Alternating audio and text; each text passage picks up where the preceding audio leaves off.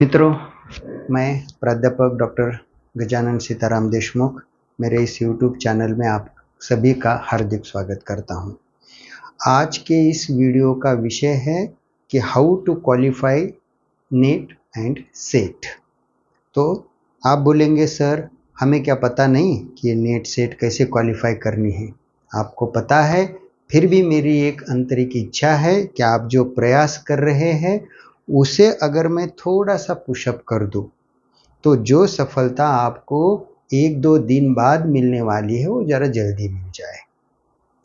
बात ध्यान में रखो कि हम पीजी होने के बाद सोचते हैं कि नेट सेट देना जरूरी है टू बी प्रोफेसर। कुछ बच्चे बहुत होशियार होते हैं, जब वो पीजी को एडमिशन्स लेते हैं तभी से वो नेट सेट देना शुरू कर देते हैं और उसकी तैयारी भी करते रहते हैं। अब आप बोलेंगे सर पीजी को एडमिशन है तो नेट सेट की तैयारी क्या करना है, बाद में करेंगे। ऐसा नहीं है। अगर आप उसी दरमियान क्वालिफाई हो जाते हैं तो आपको यूजीसी एक बहुत ही सुवर्ण अवसर देती है कि जब से आप ये नेट या सेट क्वालिफाई हो गए हैं तो उसके 2 साल के भीतर आपको पीजी का रिजल्ट लाके देना है, जो बहुत ही आसान है, सरल है, आप लाके दे सकते हैं।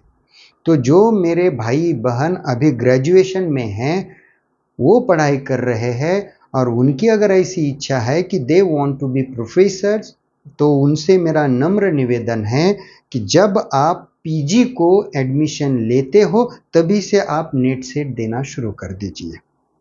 आप क्वालिफाई होंगे नहीं होंगे वो बात की है, लेकिन आप देना शुरू कर दीजिए, क्योंकि आपके हाथ में 2 साल रहते हैं पीजी के।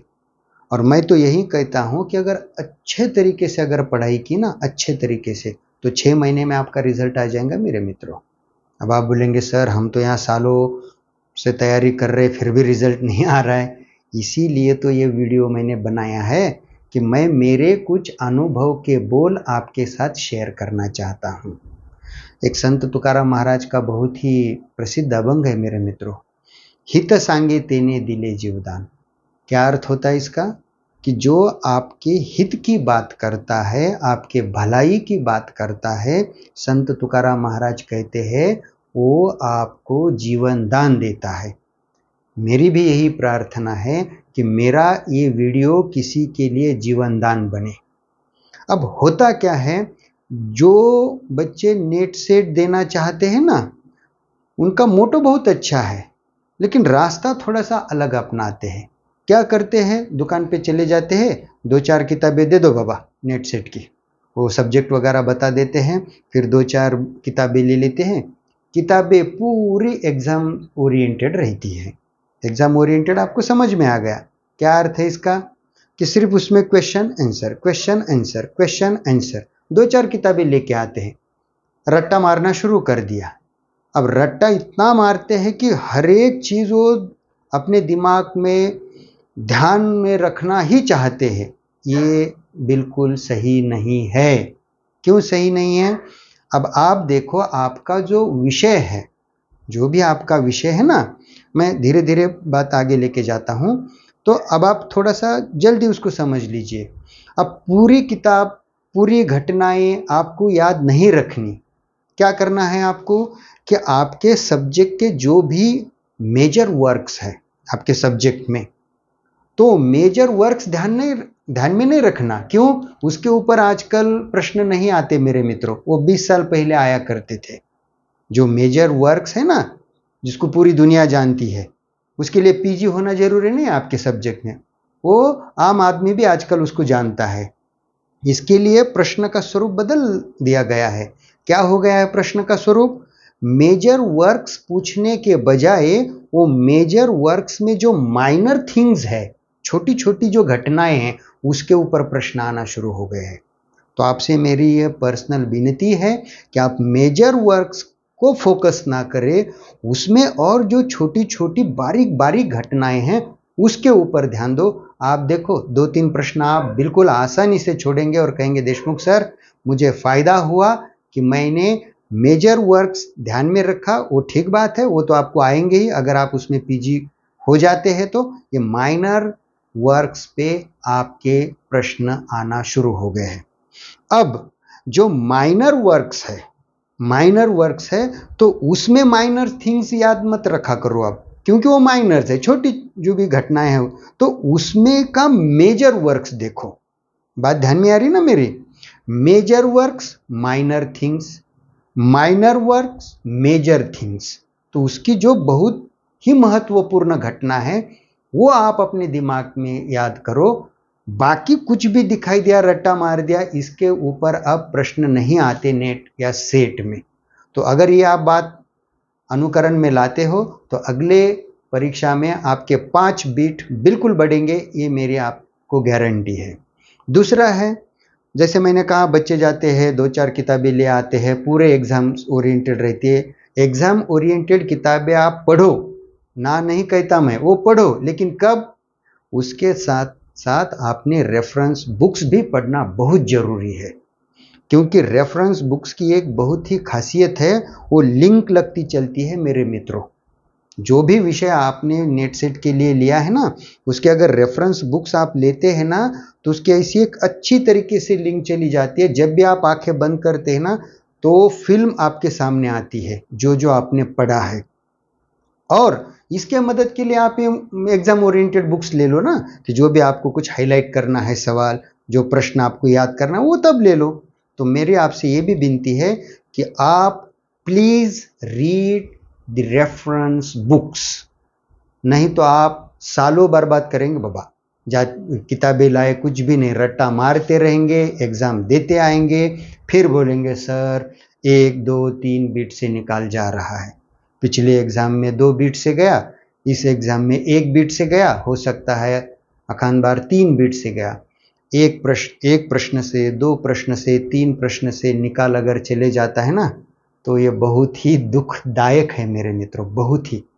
बात ध्यान में रखो, तब आप ये नहीं कह सकते कि सर मेरा रिजल्ट सिर्फ 1 बीट से गया, या मेरा रिजल्ट सिर्फ 2 प्रश्नों से गया। बात ध्यान में रखो, आप क्वालिफाइड है या नॉट क्वालिफाइड है, यही हमें चाहते हैं। हम क्या चाहते हैं? एक तो आप क्वालिफाइड है क्या, बात खत्म। नॉट क्वालिफाइड, अब ये एक्सक्यूजेस मत देते चलिए कि सर 2 प्रश्न से मैं चला गया, लेकिन गए ना बाबा, रिजल्ट तो चला गया आपका। और आप ये भी नहीं कह सकते कि सर मैं टॉप आया। ऐसा समझो कि नेट का रिजल्ट क्लोज हो गया है 60% पे, तो आप अपने ऐसे मार्कशीट या जो भी आपको सर्टिफिकेट मिला वो किसी को दिखा के नहीं चल सकते कि देखो हमारे एग्जाम में 60 पे रिजल्ट लॉक हो गया, बंद हो गया है, एंड आई हैव 80।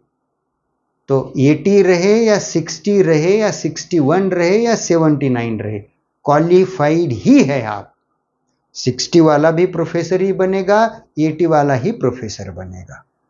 जैसे मैंने कहा क्वालिफाइड में कुछ मेरिट नहीं है, तो ऐसे नॉट क्वालिफाइड में कोई भी सिंपैथी नहीं है कि अरे ये 2 बीट से गया या 2 प्रश्न से गया। क्वालिफाइड, नॉट क्वालिफाइड, बात खत्म। तो मेरी आपसे यही विनती है कि 1 2 3 बीट से अगर रिजल्ट चले जाते हैं, तो जो मैंने 2-3 बातें पहले कही, अब आगे कुछ 1-2 बातें कहता हूँ। वीडियो बहुत बड़ा बन रहा है, बाद में इसके पार्ट्स बनाता हूँ। कुछ बच्चों को मैंने ऐसे देखा है कि जब भी वो पढ़े, होशियार रहते हैं, अगर अपन यहाँ उनको कुछ पूछे ना सवाल, तो ऐसे फटक से आंसर बता देते हैं कि आदमी को लगता है अरे वाह ये तो बहुत ही चेंट आदमी है, बिल्कुल आ जाएगा इसको, जीनियस है, होता ही है। लेकिन वहां जब मैच शुरू हो जाती है हमारे बंदे की, तो वहां वो इतना विचार करता है, इतना सोचता है, बहुत सोच सोच के गलत जवाब देता है। बहुत सोचा उसने, उसके मन में जो पहले उसके मन ने कहा था ना, that is the right answer, तो तभी आप उसको सुना करो। गलत तो गलत, लेकिन पहले जब आपने क्वेश्चन ठीक तरीके से पढ़ा, ऑप्शंस भी दिखाई दिए, और चारों में से आपने एक सिलेक्ट किया ना, तो बाद में तीनों को बहुत सोच सोच के, मैंने ऐसे 2-3 बार ऐसे बहुत से बच्चों से मैं मिला कि वो बोले सर इसी को मैं राइट करने वाला था लेकिन यहाँ कर दिया। अरे लेकिन तेरा 2 प्रश्न से गया ना मेरे मित्र रिजल्ट। तो अब आप वहाँ ज़्यादा सोचना बंद कर दीजिए। जब आपको लगता है कि सर मैं इस ऑप्शन के साथ जाना चाहता हूँ, आप उसी पे कायम रहो। नहीं तो क्या होता है मालूम है क्या? बाद में लगता है कि अरे यार वो तो मैंने सोच लिया था। अब आपको पेपर्स कितने हैं? 2। जो मेरे भाई बहन विषय के पेपर में मास्टर है, माहिर है उनके सब्जेक्ट में, तो वो पहले पेपर पे अवश्य ध्यान दे, क्योंकि वहाँ स्कोर करना बहुत ज़रूरी है। आप सिर्फ सब्जेक्ट के पेपर में अगर अच्छा स्कोर करते हो और गलती से यहाँ कम करते हो या एक आधा प्रश्न से अगर आप वो क्वालिफाई भी नहीं कर सकते मिनिमम, तो फिर इधर कितना भी स्कोर करके क्या मतलब है? पहले पेपर में ही हम या मिनिमम क्वालिफाई नहीं कर पाए। तो आपसे मेरी ये विनती है कि जो मेरे भाई बहन सब्जेक्ट में विषय में मास्टर है वो पहले पेपर पे ध्यान दे। तो दूसरे जो है, जो पहले पेपर में मास्टर है, जो कॉम्पिटिटिव एग्जामिनेशंस की प्रिपरेशन करते हैं, उनका पहला पेपर बहुत अच्छा रहता है। तो वो जो पहला पेपर अच्छा रहता है ना उनका, तो वो मेरे मित्र किसके ऊपर ध्यान देंगे? विषय के पेपर के ऊपर, क्योंकि वो यहाँ अच्छा स्कोर कर लेते हैं, लेकिन दुर्भाग्यवश विषय के पेपर में स्कोर कम हो जाता है। वो दोनों पेपर पास तो हो जाते हैं, मिनिमम जो क्राइटेरिया वो पूरा कर देते हैं, लेकिन जब मेरिट की बात आती है तो वो क्वालिफाई नहीं होते। तो ऐसा नहीं चलेगा। एक आध बार हो गया ठीक है, हर साल आप सिर्फ मिनिमम क्वालिफिकेशन जो भी क्राइटेरिया वही क्वालिफाई कर रहे हो और रिजल्ट नहीं आ रहा है, ये आपके लिए भी अच्छा नहीं और हमारे समाज के लिए भी नहीं। तो जो 4-5 मुद्दे मैंने आपको बता दिए हैं, आपके इसके ऊपर सोचना है आपको और अमल करना है। तो अगले वीडियो में मैं इससे और आगे आपको लेके चलता हूँ। आप सभी को पढ़ाई के लिए शुभकामनाएं, और मैं यही आशा करता हूँ कि अगले परीक्षा में आपका रिजल्ट अवश्य आए। ये वीडियो अगर आपको अच्छी लगती है तो आप अपने मित्रों को प्लीज़ फॉरवर्ड कीजिए, और अगर कुछ और पॉइंट्स लेना है तो आप मुझे कमेंट्स में भी बता सकते हैं। जो मेरे मित्र नए हैं इस चैनल पे, उनसे रिक्वेस्ट है, please like it and subscribe it. Okay my friends, I will stop here. Thank you.